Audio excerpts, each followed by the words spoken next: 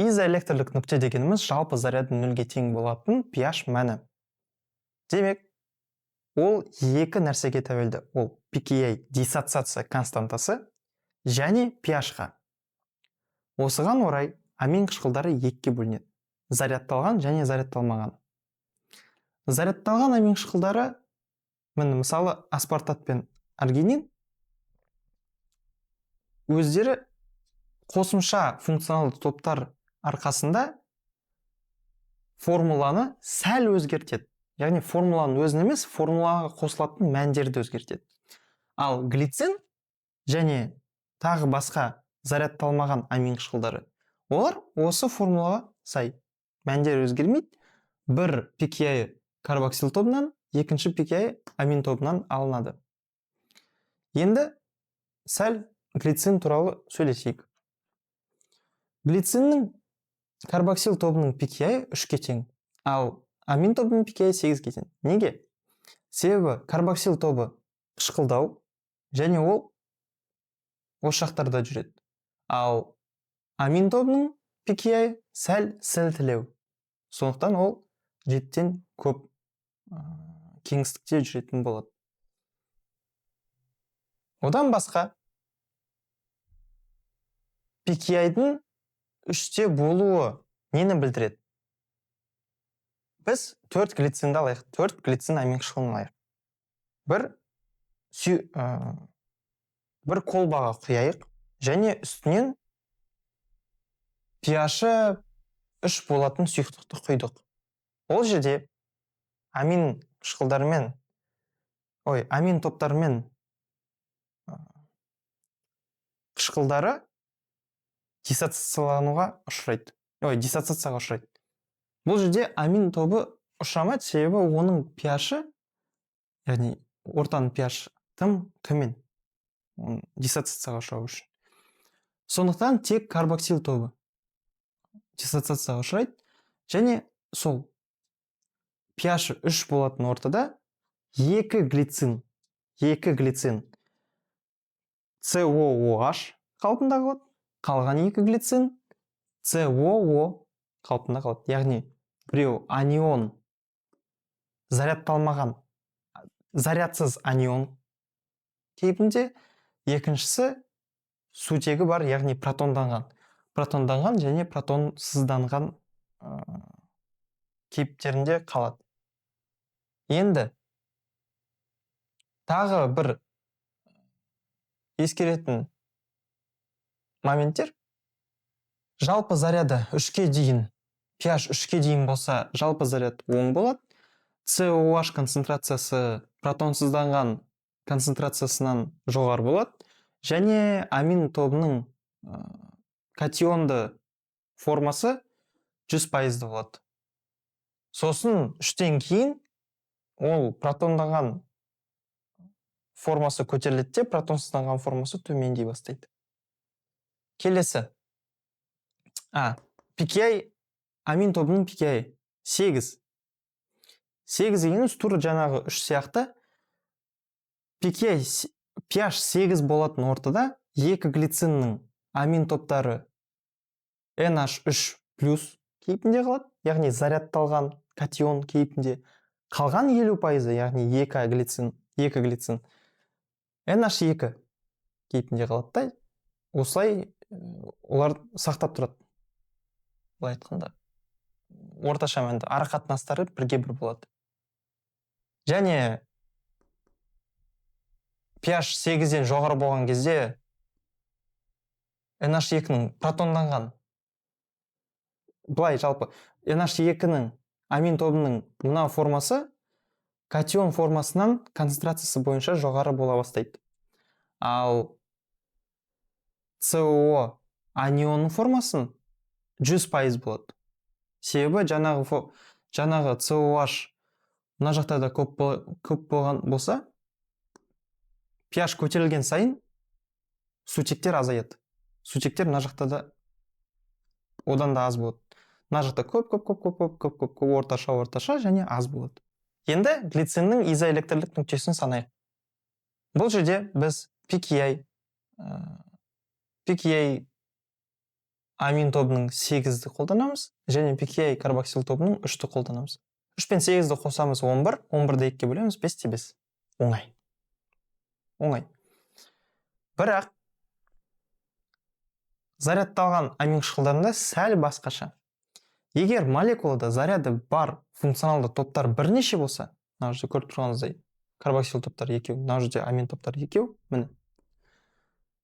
Аралары ең қысқа pKi бойынша ең қысқа екі функционал топтардың pKi, яғни диссоциация константасы алынады. Бұл жерде бірінші карбоксил, яғни қаңқаға тірелген карбоксил тобының диссоциация константасы қолданылып 1,9. Сосын мына жақтан радикалындағы карбоксил тобының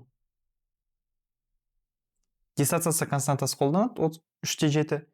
Сол екеуі бірге қосылып, міне 3,7 мен 1,9 екеуі бірге қосылады, 5,6 болады, 5,6-ны 2-ге бөлеміз, 2,8 болады.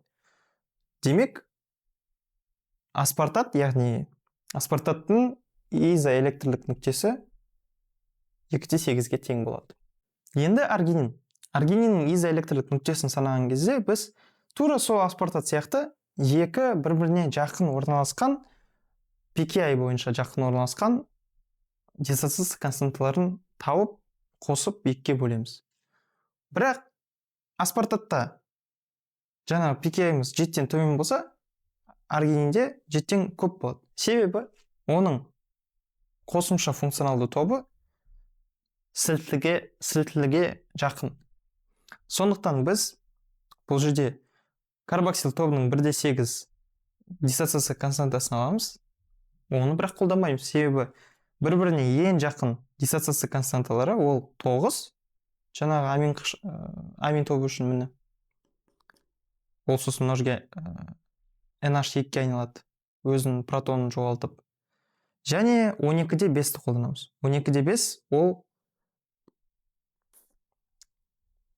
радикалдағы амин тобының pKi болады.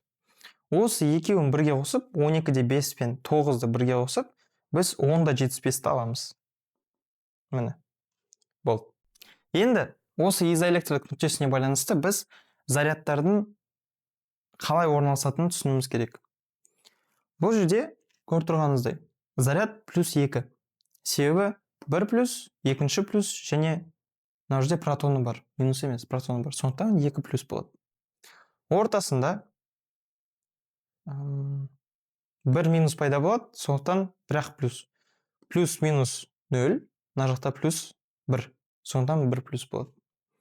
Сосын мына жақта мына жердегі плюс, яғни бір сутек кетеді де плюс кетеді. Сондықтан минус пен плюс бірге қосылып 0 болып қалады. Ал мына жақта тек қана минус қалды, сондықтан заряд минус болады. Қалғандарын өздеріңіз санап көріңіз. Енді келесі бөлімге өтейік. Жалпы изоэлектрлік нүктені біз не үшін қолданамыз және ол не үшін бізге керек? Әр амин қышқылы үшін өзінің изоэлектрлік нүктесі болады. Бұл айтқанда, әр амин қышқылының өзінің изоэлектрлік нүктесі бар.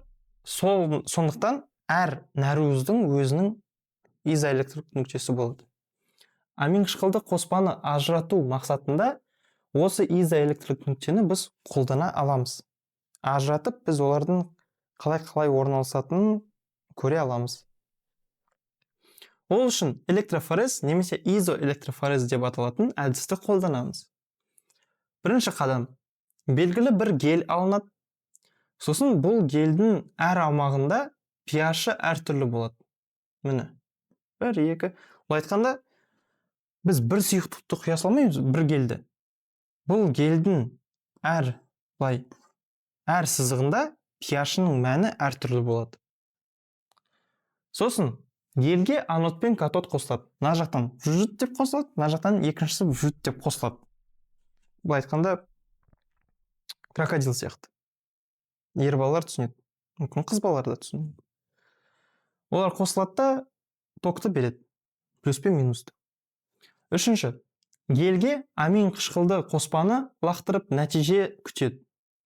оң зарядталған молекулалар катод жаққа қарай бағытталады, ал теріс зарядталған молекулалар анод жаққа қарай бағытталады.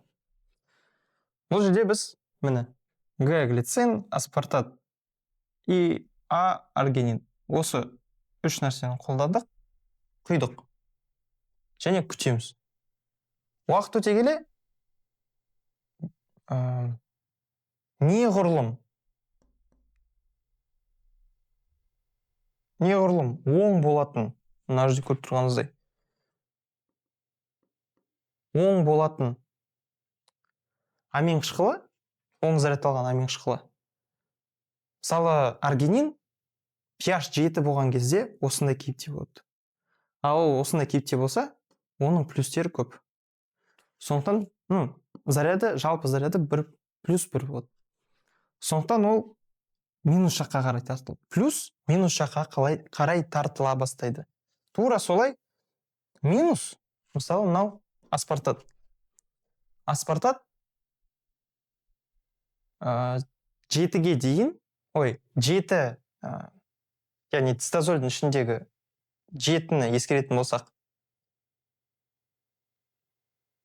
7, ол өзінде 2+ және 1-, сондықтан жалпы заряды 1- болады.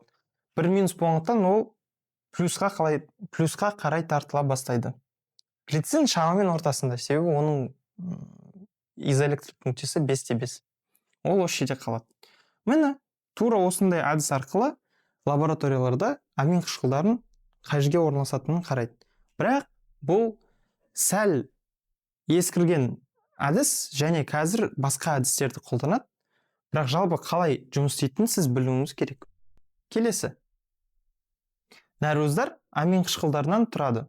Осының арқасында оларды зарядты тасымалдайды. Демек, нәруыздарда изоэлектрлік нүктелер бар. Әр нәруыз өзіне ғана сай изоэлектрлік нүктені иеленеді. Демек, оларды нәруыздар электрофорезі арқылы ажыратып алуға болады. Бұл туралы кітапта жазылған. Электрофорез нәруыз молекуласын зерттеудегі бірінші саты. Содан бастайды, сосын келесі қадымдарда олар басқа сатыларға өтеді. Басқа әдістерді қолданады. Көргендеріңіз үшін рахмет, сау болыңыз.